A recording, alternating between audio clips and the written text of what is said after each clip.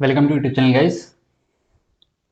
Last trading session के regarding video बनाया था। आई होप आप सब लोगों ने देखा होगा। अब एक बार के लिए देख लेते हैं कि ग्लोबल में क्या क्या सिनेरियो है, कैसा मार्केट चल रहा है और किन किन स्टॉक्स पे हमें आगे ध्यान देना है। ओके, तो सबसे पहले ग्लोबल पे आते हैं।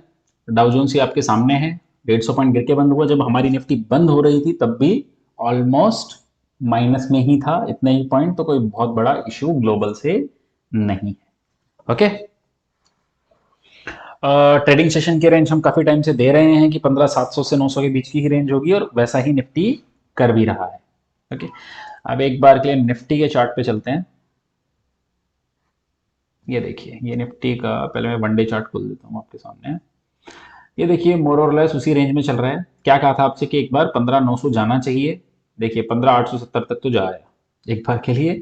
अब हुआ क्या, देखिए वीकेंड की वजह से लोग थोड़ा रिस्क लेके नहीं जा रहे थे, डर रहे थे। जो लास्ट आवर्स थे उसमें थोड़ी सेलिंग आई और निफ्टी 100 पॉइंट्स गिर के बंद हुआ, जो कि मुझे लगता है कि एक या दो दिन में रिकवर हो जाना चाहिए। तो ऐसा कोई नेगेटिव या पॉजिटिव दोनों ही पैटर्न नहीं निकल के आ रहे हैं। निफ्टी पे कंसोलिडेशन के फेज में है, ऊपर के लेवल पे सेल करना है, नीचे बाय करना है, सिंपल। ओके, कोई ज्यादा दिमाग इसमें लगाना नहीं है। स्टॉक स्पेसिफिक एक्शन बना हुआ है जिसपे आपको ध्यान देना है। बैंक निफ्टी पे आ जाता है, सेम पैटर्न। अब देखिए, ये बहुत रेंज में है और ये रेंज किस वजह से टूट सकती है, हमें उस पर ध्यान देना है। ओके, ये जो रेंज टूट सकती है, इसका टूटने का जो सबसे बड़ा रीजन है वो होना चाहिए एसपीआई। ओके, इस स्टॉक पे आते हैं, लेकिन उससे पहले देख लेते हैं डेटा एक बार के लिए। देखिए डेटा आपके सामने है ये। आज से हम क्या करेंगे कि डेटा की शीट भी आपके सामने प्रेजेंट करेंगे, तो आप लोगों को भी थोड़ा आइडिया रहेगा कि कैसा क्या हुआ। ओके, तो देखिए इंडेक्स में क्या हुआ है, 15,000 लॉन्ग्स अनवाइंड करके गए हैं। ओके, उसके बाद देखिए शॉर्ट्स 8,000 ऐड किए हैं। स्टॉक में अब देखिए, स्टॉक स्पेसिफिक एक्शन है, इंडेक्स में समझ में आ रहा है कि ज्यादा एक्शन नहीं है। क्यों नहीं है, देखिए अगर आप फ्यूचर का डेटा देखेंगे, ये देखिए, तो आपको क्या लग रहा है कि नेगेटिव डेटा है। ओके, लेकिन अगर हम ऑप्शंस के डेटा पे आएंगे तो वो एकदम न्यूट्रल डेटा प्रेजेंट कर रहा है, उस पर मैं आऊंगा। लेकिन अभी देखिए स्टॉक्स में क्या हुआ है, 23,000 कॉन्ट्रैक्ट्स हैं ऐड, और शॉर्ट्स के 5600 जो कॉन्ट्रैक्ट्स उनके ऐड, ऐड थे, वो भी अनवाइंड करके ले गए। तो इसमें पॉजिटिव डेटा निकल के आया। अब देखिए ऑप्शंस में क्या हो रहा है, 47,000 कॉल लॉन्ग की हैं और उसके करस्पॉन्डिंग कॉल शॉर्ट की हैं 64,000। Okay, that means limited upside. Same down side में क्या हुआ है, 49,000 पुट लॉन्ग और करस्पॉन्डिंग 54,000 पुट शॉर्ट, मतलब लिमिटेड डाउन साइड। ओके, मतलब बहुत ही फिर से एक रेंज बाउंड ट्रेडिंग सेशन का ही डेटा निकल के आया है। अब ये देखिए डेटा क्या बता रहा है हमें, एक बार के लिए इस पे ध्यान देना है। देखिए ये जो रेंज टूट सकती है, लास्ट दो बार जो रिजल्ट्स आए हैं एसबीआई के बहुत ही अच्छे आए हैं, और उस वजह से ये एक रेंज टूट सकती है। अगर टूटती है तो ऊपर की तरफ। तो जिन स्टॉक्स पे भी हमें ध्यान देना है, हम उन स्टॉक्स पे आ रहे हैं। सबसे पहला स्टॉक है एसबीआई। अब एसबीआई में क्या हुआ है ये देखते हैं। पिछला रिजल्ट आया, उसके बाद एसबीआई ने एक हाई बनाया 442 का।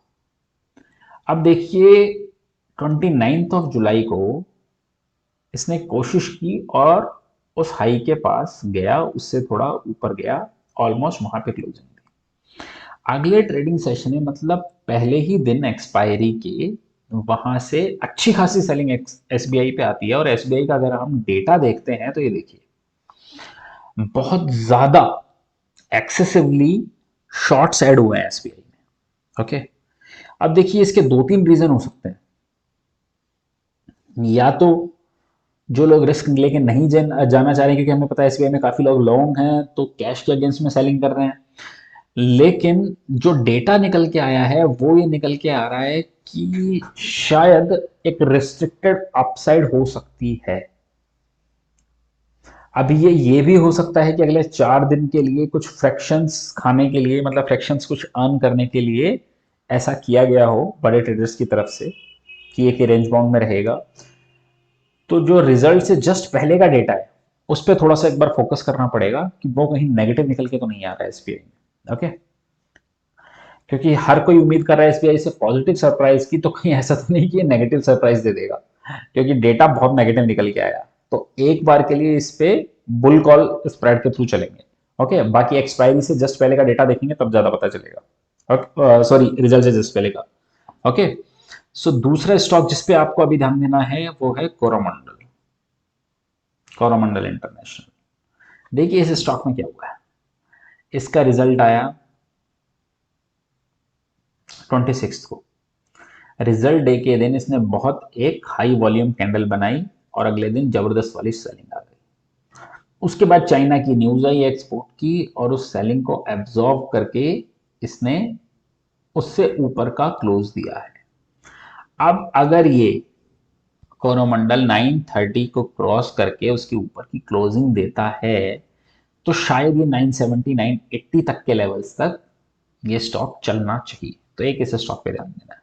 लास्ट ट्रेडिंग सेशन में हमने आपको एक और स्टॉक दिया था, अडानी एंटरप्राइजेस। स्टॉक चला भी, if I am not wrong हमने दिया था तब ये 1410-15 था और ये हाई लगा के आया 1450 तक का।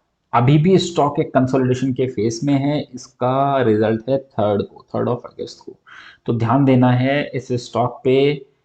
हो सकता है ये पॉजिटिवली सरप्राइज कर दे, लेकिन बहुत वोलेटाइल स्टॉक है, तो बुल कॉल स्प्रेड के थ्रू चलेंगे। Okay guys, so I hope आपको वीडियो अच्छा लगा होगा।